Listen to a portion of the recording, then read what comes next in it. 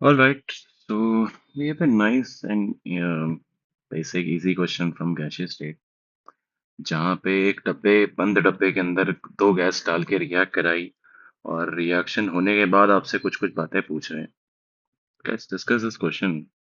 तो सबसे पहले रिएक्शन लिख लेते हैं, क्या होगा आपको दिया ही हुआ है। NO O2 मिलके बना रहे हैं मैक्सिमम पॉसिबल NO2, क्या बात है। ठीक है, तो 2NO plus O2 gives 2NO2। यहाँ पे सिंगल एरो का मतलब है हम मान के चलेंगे कि परसेंटेज यील्ड जो है वो 100% है। ठीक है, क्योंकि आपको बोल दे रहे हैं सामने से कि मैक्सिमम NO2 पॉसिबल बना रहे हैं। और दूसरा, जिन बच्चों ने इक्विलिब्रियम चैप्टर पढ़ लिया है, दे मीन इक्विलिब्रियम कांस्टेंट को आप इनफाइनाइट मान लो या फिर बहुत ज्यादा मान लो। ठीक है, समथिंग दैट मोल कंसेप्ट वाले बच्चों को नहीं पता होगा, दैट्स फाइन। बेसिकली हमको जितना पॉसिबल है उतना बनाना है, जो कि कितना होगा 100%। जितना यील्ड है पूरी की पूरी आ गई, बहुत बढ़िया। क्या था आपके पास, NO था कितना, 2 मोल, बहुत बढ़िया। आपके पास 16 ग्राम O2 था, क्या बात है। अब 16 ग्राम O2 से आपके तुरंत दिमाग में क्लिक करना चाहिए, इट मीन्स ये है 16 डिवाइड बाय 32 ग्राम पर मोल, आधा मोल O2। मतलब O2 का कितना है, आधा मोल है, क्या बात है। इन दोनों के बीच में रिएक्शन कराया आपने 27 डिग्री सेल्सियस, जो कि 300 केल्विन है। इन दोनों के बीच में आपने रिएक्शन कराया, आपसे पूछा चेंज इन प्रेशर कितना होगा, और मैक्सिमम NO2 बन रहा है, क्या बात है।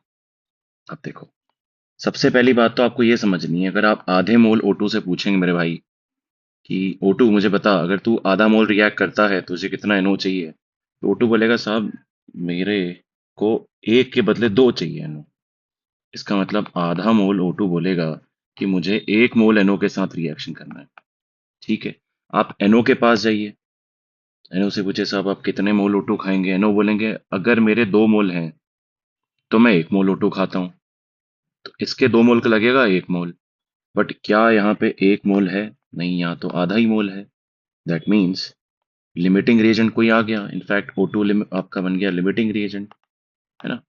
अब जिनको मोल कंसेप्ट याद है, देखो हम यहाँ पे Na/A और Nb/B वाला फंडा यूज करेंगे। हम चेक कर लेंगे कि कितने मोल्स थे NO के, 2, डिवाइड बाय इसका कोएफिशिएंट कितना है, 2, ये हो गया 1। कितने मोल्स थे O2 के, आधा, डिवाइड बाय इसका कोएफिशिएंट कितना, 1, ये हो गया हाफ। इन दोनों वैल्यू में से जो मिनिमम होता है वही हमारा लिमिटिंग रीजेंट होता है। बेसिकली रिएक्शन है AA प्लस BB, जहाँ पे ये है रिएक्टेंट्स और ये है उसके कोएफिशिएंट्स। आप बस चेक कर लो कितने मोल्स A के थे डिवाइड बाय A, डिवाइड कितने मोल्स B के थे डिवाइड बाय B, इन दोनों में से जो भी मिनिमम होगा वो लिमिटिंग होता है। ठीक है, ऑलराइट, अगर आपने इतना चेक कर लिया, दैट्स इट, आप आगे बढ़ सकते हैं। आपको बस इतना करना है कि इनिशियल प्रेशर क्या होगा, वो होंगे initial moles into RT/V। Final pressure क्या होगा, वो होगा फाइनल मोल्स इंटू RT/V। बहुत बढ़िया। तो चेंज इन प्रेशर क्या हो जाएगा, अब देखो मुझे यहाँ दिख रहा है कि फाइनल प्रेशर जो है वो कम आने वाला है इनिशियल प्रेशर से। उसका रीजन ये है कि चेंज इन गैशियस मोल्स जो है, अगर मैं इन रिएक्शंस में चेंज इन गैशियस मोल्स देखूं तो नेगेटिव आ रहा है। या जिसको समझ नहीं आ रहा, बेसिकली ऐसे समझो, आपके पास मान लो 2 मोल NO होता, 1 मोल O2 होता, तो यहाँ पे गैशियस मोल्स कितने होते, 3 होते। यहाँ पे कितने, फाइनली 2, तो 3 के 2 बन रहे हैं, मतलब गैशियस मोल्स कम हो रहे हैं, मतलब चेंज इन प्रेशर नेगेटिव आने वाला है, फाइनल माइनस इनिशियल नेगेटिव आने वाला है। आपसे वैल्यू पूछिए तो आप सीधा लिख दो डेल्टा P, आपका क्या होगा, वो होगा PI, initial pressure minus final pressure, जो कि हो जाएगा इनिशियल कितने मोल्स हैं, फाइनल कितने मोल्स हैं, इंटू RT/V। मुझे एसेंशियली यही निकालना है। ठीक है, अब आता है रिएक्शन पे फिर से वापस। तो अगर आप रिएक्शन देखेंगे, ठीक है, तो ये O2 पूरा रिएक्ट होने वाला है ना। इसके कितने मोल्स हैं, 2, इसके हैं आधे। अब O2 पूरा रिएक्ट होने वाला है तो पूरा का पूरा आधा निपट जाएगा ये। इसका मतलब है NO कितना रिएक्ट होगा, एक रिएक्ट होगा, एक घटेगा। अच्छा, ये एक घटेगा, जितना NO घटेगा उतना ही NO2 बनेगा, तो इसके 1 मोल बनेंगे। अच्छा, ये भी गैस है, ये भी गैस है, ये भी गैस है, तो फाइनली NO के जो मोल्स बच जाएंगे वो होंगे 2 - 1 1, O2 का 0, NO2 का 1। ठीक है, अब आपसे कोई पूछे इनिशियल गैसेस मोल्स कितने, इनिशियल गैसेस मोल्स ये रहे। Ni कितना है, वो है 2 + ½ कितना हो गया? 5/2 या ढाई बोल दो देसी भाषा में। फाइनल मोल्स कितने हो गए? वो हो गए 1 + 1 कितना? 2। तो चेंज इन प्रेशर क्या होगा? कहने से change in pressure delta P हो जाएगा 2.5 - 2 इंटू आर टी बाई, ये 0.5 मोल्स है, 0.5। अच्छा, चेंज इन प्रेशर किस में पूछा है? हमको बोल रखा है आर को 1/12 ले लो। मतलब ये चिल्ला चिल्ला के बोल रहे हैं। By the way question integer type था पेपर में।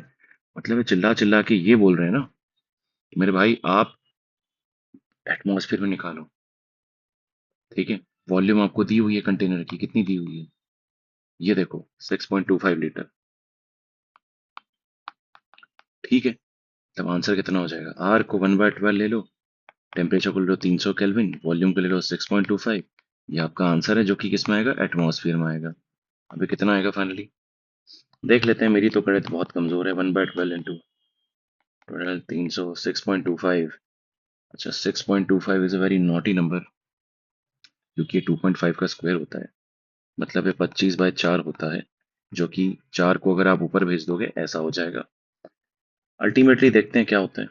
तो ये हो जाएगा 6, ये हो जाएगा 2, 2 और 2 कैंसल। अच्छा, 6 से कटेगा ये, 6 × 5 = 30, 50 50/25। फाइनली जो आपका आंसर है वो आएगा 2।